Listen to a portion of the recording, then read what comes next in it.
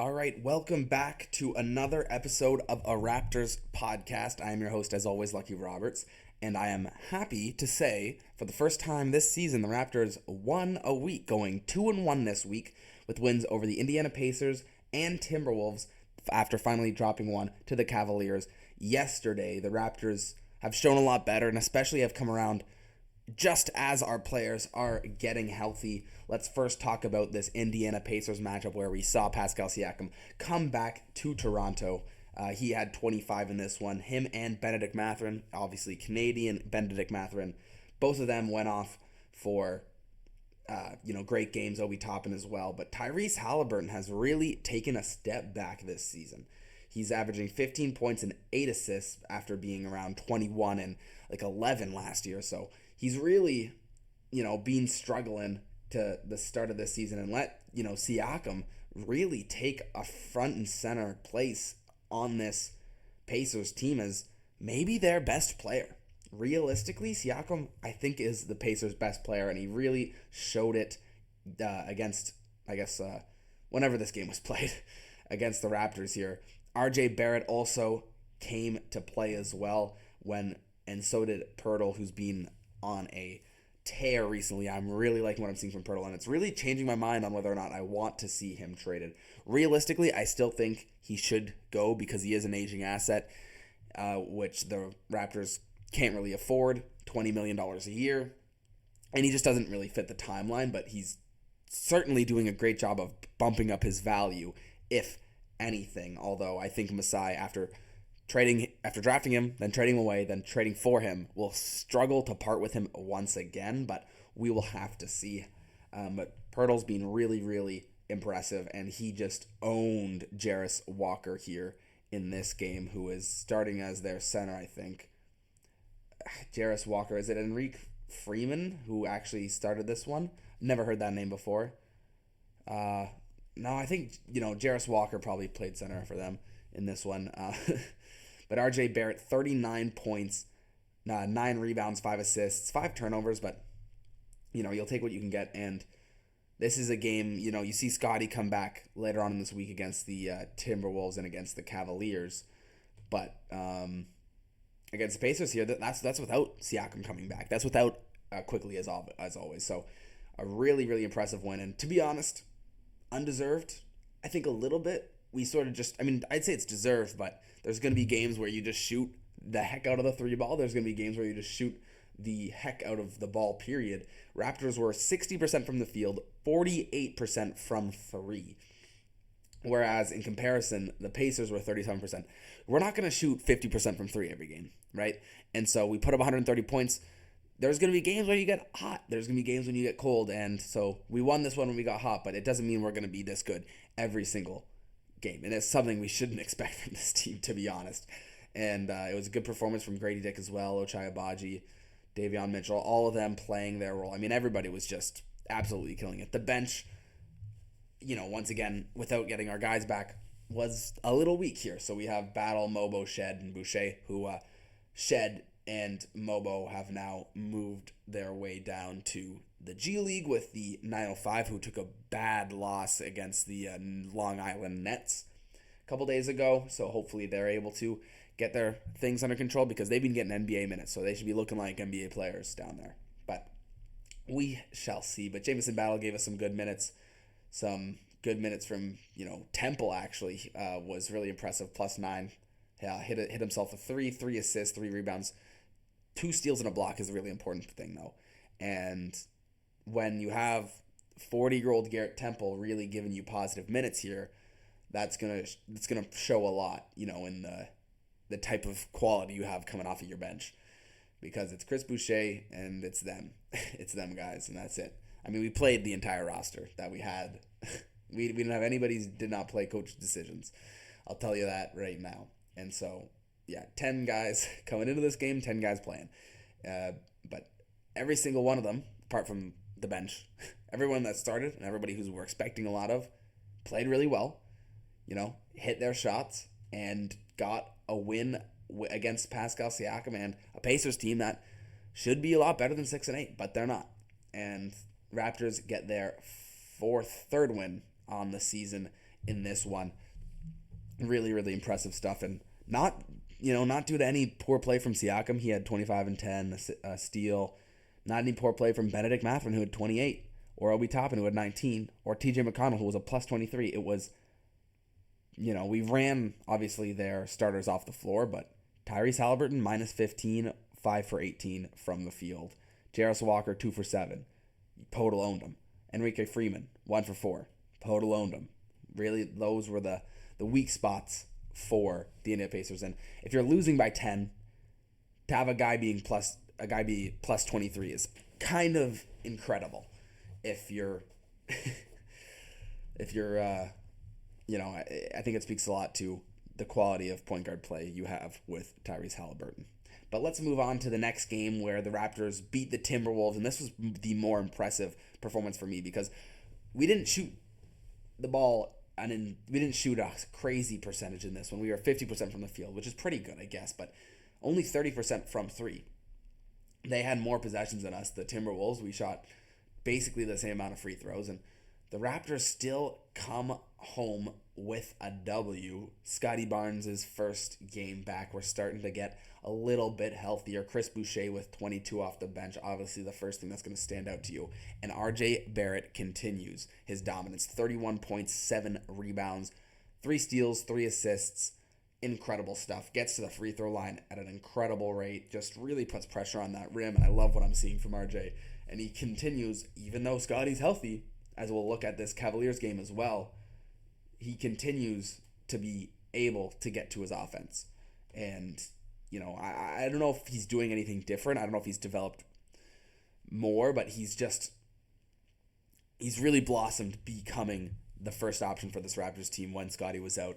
And it's going to be interesting to see how they develop alongside each other as sort of our 1 and 2 guys. And you look, and he's only 24 years old, right? You really, give him time, and he's really developed for the Raptors here. And I like what I'm seeing from RJ. Obviously, this is without the clutch stuff, which still continues to be a problem for RJ, getting some clutch buckets, but it was enough for the Raptors here to win over the Timberwolves, and that's because we had Scotty Barnes back, who can create some offense, and he had 17.6 assists, only 27 minutes, so he'll ramp up, and 6 assists too, and so he really grabbed that starting playmaker, point forward role.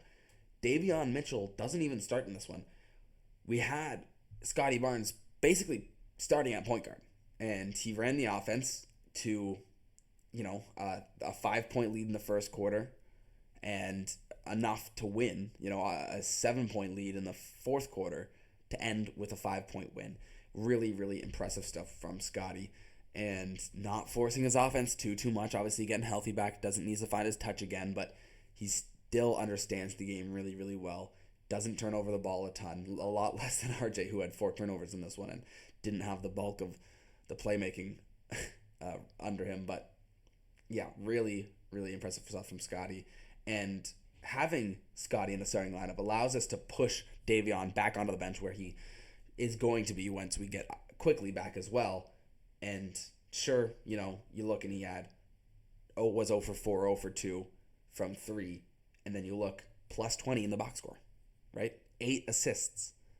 And now he can run your second unit instead of having to run the first unit, right? And now Shed can really take a back seat and go to the G League and develop his stuff, right? This is starting to look more like an NBA team. This is starting to look more like an actual roster that would make sense.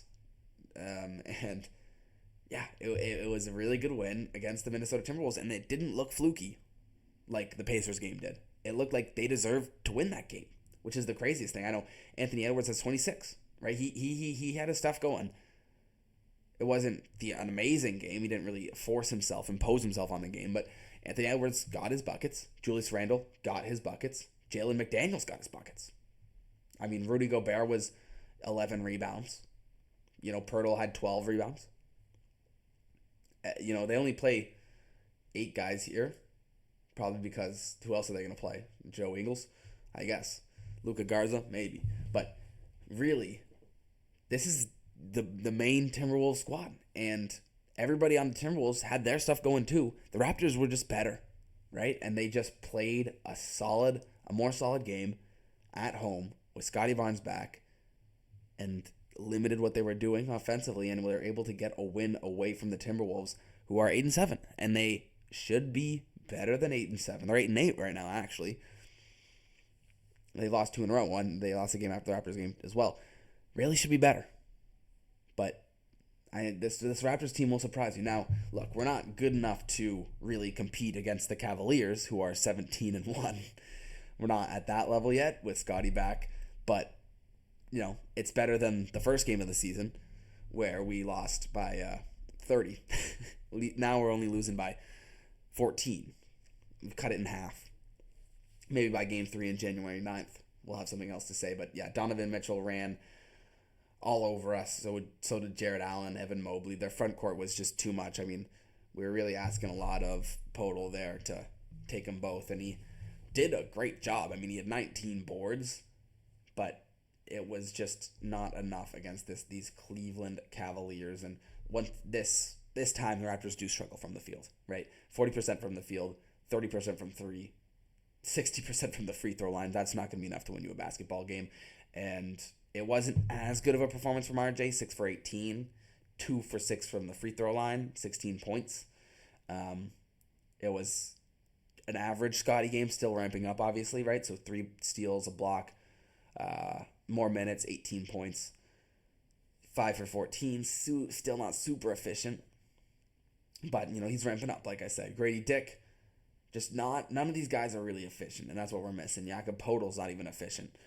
Ochai Abaji's the only guy efficient in our starting lineup, but we're allowed to bring a Mobo off the bench, and Davion Mitchell, and Chris Boucher as always, and we're limiting the minutes of Garrett Temple and Bruno Fernando, and we're starting to look like a team, and I think there's a world where we give these Cavs a game, but I think there's very few worlds where we win, but this is where this Raptors team is at the moment, and they can be really good and they can be really bad, but at least they're not bad all of the time. And we've already sort of done our tanking to the point where, yeah, we can surprise guys now, right? And we're still going to have a good draft pick. We can win some games. We're still going to have a good pick here in the upcoming draft. And it's not about being the worst team in the league. It's about being in the bottom 6, but being in the bottom 7, so you have at least good enough odds to win the first overall pick if you get lucky, right? You just need a shot. Just give me a shot. And so I think we've given ourselves some ample breathing room at the bottom of the standings to win some games and try to win some games and be really effective. Honestly, I think this tank has worked out amazingly. And so that's sort of just something I want to leave this podcast saying is it's really, we've really worked this really well. And it seems to me that the Raptors are turning a corner here. And I think we're not going to be as bad as people thought we were at the beginning of the season. I think we can really surprise some people because I think, Bruce Brown's almost healthy. Obviously, we're going to be getting Kelly Olynyk back pretty soon, IQ back pretty soon, and all of a sudden, those guys who are in our starting lineup, like Abaji, now he's a great bench guy. Now he's a super beautiful energy guy, right? And now you look at who do we drop out of the starting lineup, right? Because it's tough, and I think you drop back Abaji, you have Olynyk coming off the bench as well, and you have a rounded out squad. So this team has so much further to go. I'm really excited to see what they do tonight against Detroit, against the Pistons. They always give us a game, so we'll see. And yeah, the Raptors were in this Cleveland game, and they're going to be in games in the future. And really excited to see where this team goes and where the season goes. And it looks like we're still going to be able to get a really good pick either way. So really happy with this season. Stay tuned, guys. Big stuff on the horizon. Let's just look at the schedule real quick for this upcoming week. We've got the Pistons, obviously, upcoming, and we have New Orleans, Miami, and then Miami again. I think we can give Detroit a game. I think we can give Miami a game. I think we can give New Orleans a game. All of these look like really, really impressive games. And I'm looking at these ticket prices. Detroit, $14. New Orleans, $8.